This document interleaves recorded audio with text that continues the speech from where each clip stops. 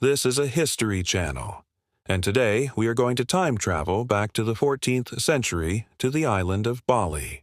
And there we will learn all about the history of the Balinese kingdoms, starting with the great Majapahit Empire. Now I know what you might be thinking. Wait a minute, the Majapahit Empire was located in Java, not Bali. Well, you would be right, but hear me out. You see, by the late Majapahit period, the Central Javanese Authority had declined into competing principalities. So many Javanese elites fled to the nearby island of Bali, where they formed new courts and continued their traditions. These Balinese kingdoms lasted until the early 20th century, and although they were short-lived, they left behind a profound impact on the arts, religion, and politics of Bali. Now, if you haven't yet subscribed, please do so now because as you watch this episode, you will realize how relevant this topic is and how much more we have to talk about. All right, now let's get started. So our story truly begins in the 14th century with the mighty Javanese empire of Majapahit. As Majapahit's influence waned, a great exodus of its nobility, priests, artists, and intellectuals crossed the narrow strait to Bali. They brought with them a refined court culture, a sophisticated system of government, and a deep synthesis of Hinduism and Buddhism. This was the golden age that laid the foundation for Bali. It was an era when the unique Balinese social structure of Banjar villages and the Subak irrigation system were solidified. Great sage priests like Empu Kuturan established the template for the island's myriad temples, ensuring that every community was anchored to the spiritual world.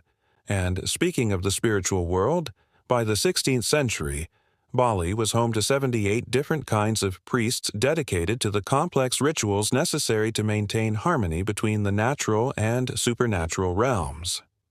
The migration from Java was far from a peaceful one. There was infighting and violence over land and resources.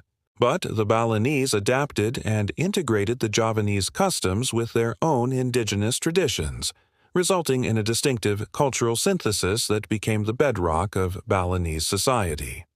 But then everything changed. In the 17th and 18th centuries, Bali fragmented into 8 or 9 rival kingdoms, each centered around a Puri palace. The most revered was the kingdom of Klungkung, whose Dewa Agung king was considered the symbolic first among equals.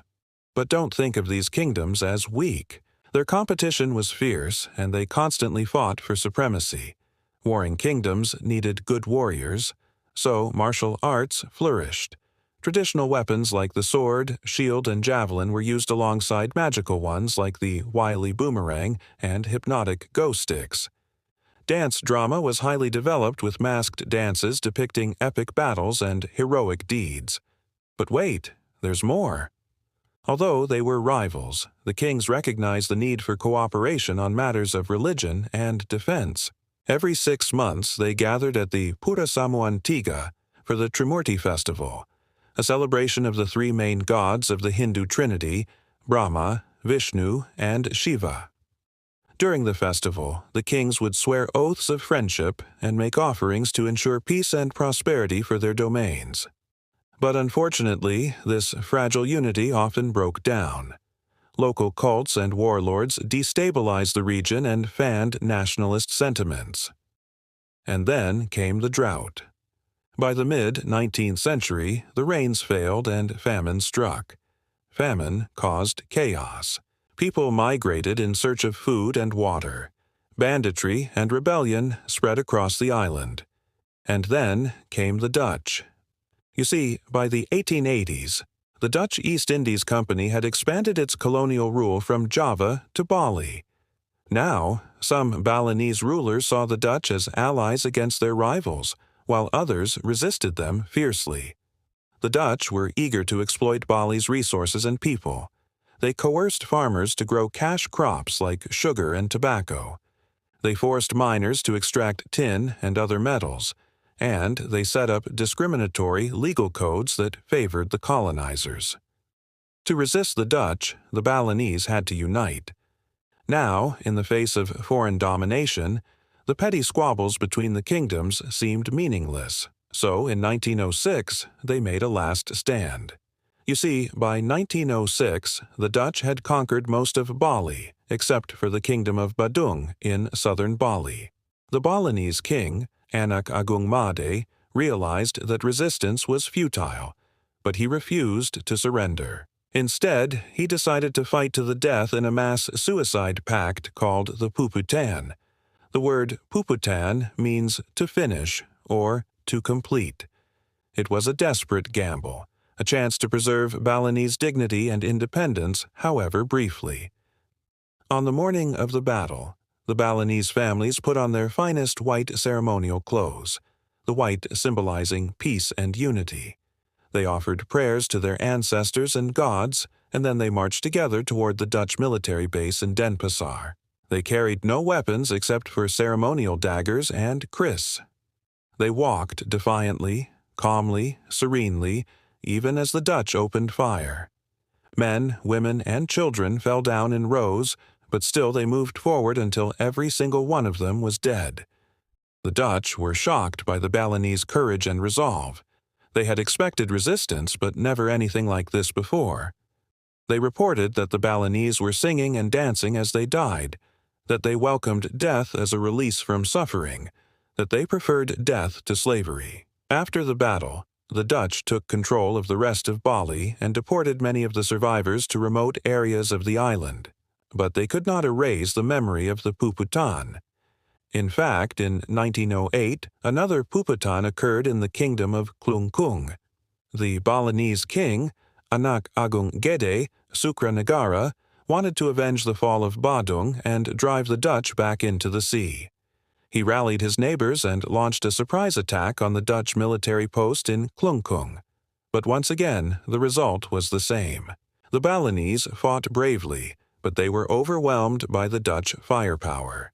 Still, the Puputan became a legend, a testament to the Balinese refusal to submit to foreign domination. It's said that after the battle, the Dutch found a letter written by King Gajah Mada, the 14th century ruler of Majapahit, which declared that the kings of Bali were not allowed to surrender to any enemy no matter how powerful.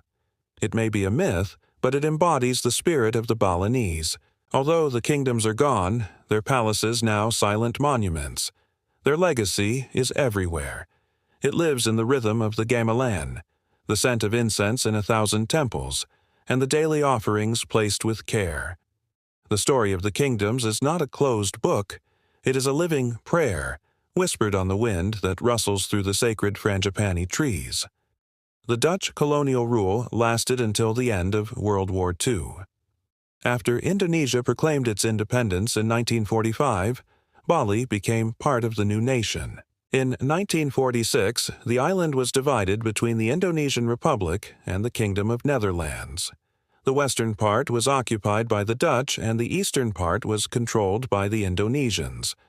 The conflict ended in 1949 with the Dutch recognition of Indonesian sovereignty. But the struggle for independence left Bali devastated. The economy was ruined, the infrastructure was destroyed, and the population was decimated. Nevertheless, Balinese culture survived. It survived the Dutch attempts to suppress it, the Japanese persecutions during World War II, and the Indonesian neglect after independence.